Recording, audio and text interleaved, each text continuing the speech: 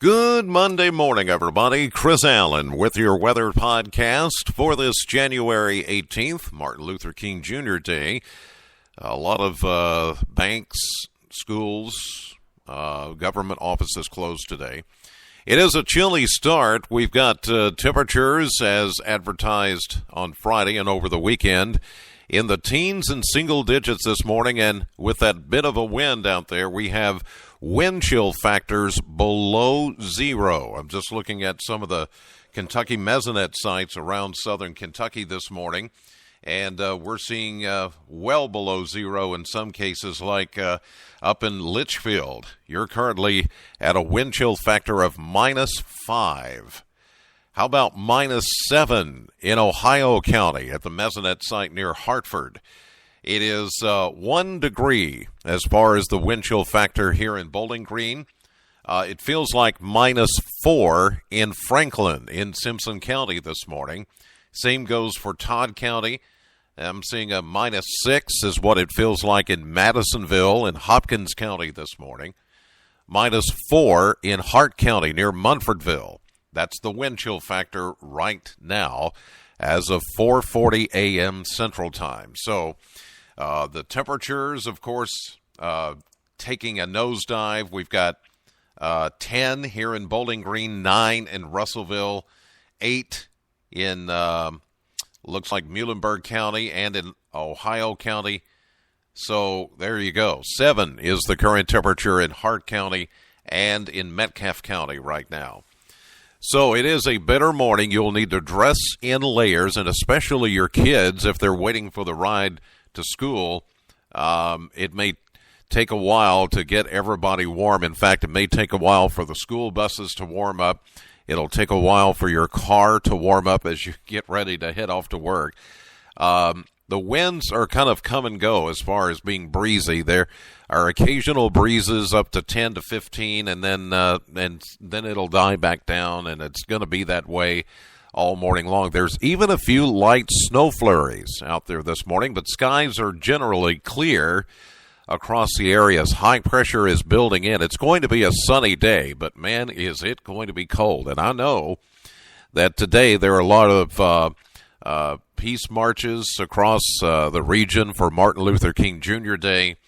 And I'm telling you, if you're going to be out in one of those walks or marches, you are going to need to stay as warm as you possibly can today. We're not going to make it, in some cases, out of the upper teens to low 20s. And then with that wind, it's going to make it feel even colder.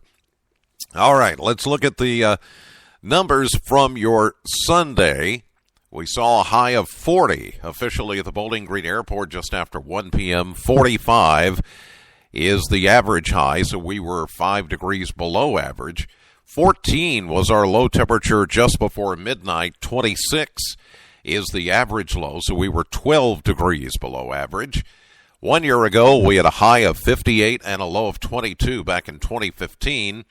Only a trace of, snowfall over the last 24 hours, but that doesn't count against the numbers. We're holding at 57 hundredths of an inch for the month of January. We're behind by about an inch and a third. But what I've got to tell you is what's coming will more than make up for that. And it appears we may be looking at our first, what I'll call our first impactful winter storm of the season.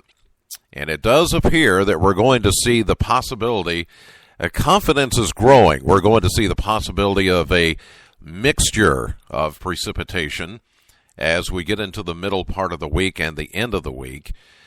Today will just be sunny and very cold, bitterly cold, near zero wind chill factor. In some cases, like this morning, below zero wind chill. A high of 21, but with a northwest wind at 11, well, that's going to make it feel like zero all day, despite the sunshine. Tonight, clear and very cold once again. We're calling for a low of 9 here in Bowling Green. The good news is the winds should die down, so not much of a wind chill. It's just going to be bitterly cold.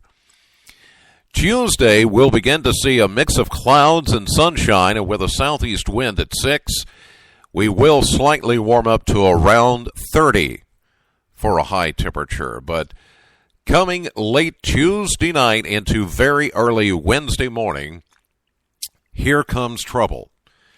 We will be watching a storm, actually a couple of storm systems that are going to impact the area beginning Wednesday morning. Now, here's the way we see it right now, but keep in mind what I'm about to tell you. We're not highly confident as to how the scenario will play out, but we are growing in confidence that we are going to get something out of this system. Now, before everyone starts asking me about how much snow, I'm not going to tell you that. If you've been here long enough, you know that we don't do things like that. We're not going to say, well, there's this storm 3 or 4 days away from now, and here's how much snow we're going to get. And anybody that does that, just forget about them. Forget about them.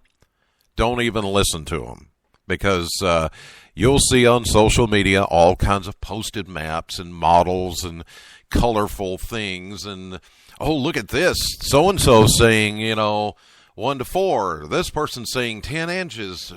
Somebody else is saying 3 feet. And somebody else is saying nothing. And you get all confused, and you're like, well, and then everybody comes here. Everybody comes to us and says, well, what do you think? Well, why aren't you talking about this? They're talking about this big snow coming. Because we do not get caught up in the hype, and we will not be caught up in the hype. When we are highly confident how this thing is going to play out, then we'll give you some estimation, but that'll be all it will be. Here's what you should do in the meantime is prepare for the very good possibility that you're going to be impacted somehow, some way, in the middle and the latter half of this week by a winter storm. And that could mean a variety of things. That could mean rain, freezing rain, sleet, and or snow. Now, how much of all those 4 different types of precipitation you get remains to be seen. So don't focus just on how much snow, because you could get snow and it not be a big deal, but then you could get freezing rain and that be a big deal. Big deal.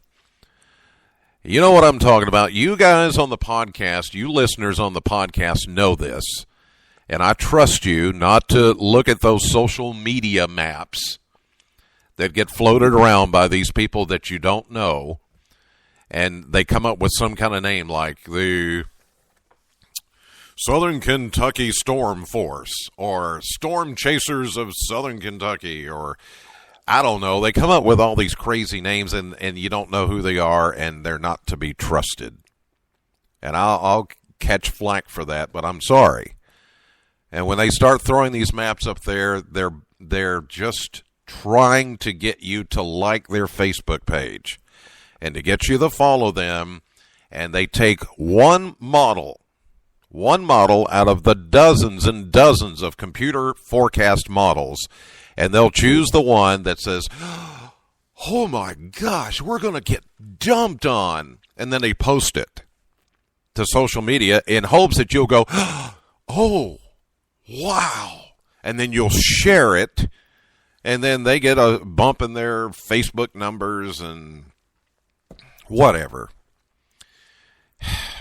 We fight this every winter, but just don't give in to that. And if you see that on Facebook, don't share it. That's what starts all this hype. And we've got people already sharing snow maps from last year, for crying out loud, or the year before. Look at this big snow coming. And I'm like, could you please check the date? It says 2014, 2015, 2012. Oh, God. Can you tell? Can you tell it bothers me? It does bother me. I know it's going to happen. There's no way to stop it. But what I'm asking you to do is just cut through the noise and cut through the hype and pay attention with some common sense. Just prepare for what's coming, because I do think we're going to see a variety of precipitation. Now, here we go. Wednesday morning, the way we see it right now, we could start out with a period of snow.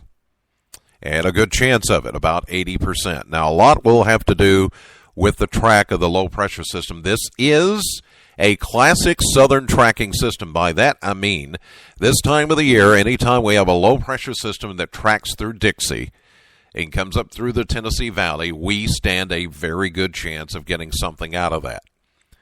So some snow maybe Wednesday morning, which could mix with or change to freezing rain and sleet for a period, especially near the Tennessee border between us and Nashville, and then over to rain as we get up to a high of 37. But that could change. You're going to hear me say that a lot, but that could change. Then back down to 30 Wednesday night. Precipitation changes back to snow. Then back to rain on Thursday as we warm up to 42. Then as a secondary system comes in, Thursday night into Friday, as we see maybe a change back to some light snow or a mix, then it's going to be rain over to all snow by Friday afternoon and evening. Good chance of that after a high of 40. We fall down to 26 Friday night, and that system could actually bring us some accumulating snow. But again, there's a chance that could change, okay? Keep in mind, with everything I'm saying, there's a chance that that could change, okay? All depends on the track and the temperature, the timing, the moisture, all of that. By Saturday, we become mostly sunny, 38. Sunday, partly sunny, 47. So whatever falls will melt. But we could have a wintry mess from Wednesday through Friday. Stay connected, WBKO, WBKO.com, and the app as we make changes to this very flexible forecast over the coming days. All right? Thank you for understanding and letting me vent just a tad. All right, that'll do it for this edition of the podcast. I've gone on long enough. Know the weather before it knows you. God bless you.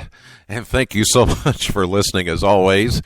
I'll see you live at 5:30 on AM Kentucky, 11 a.m. on midday, streaming live to the WBKO app and WBKO.com.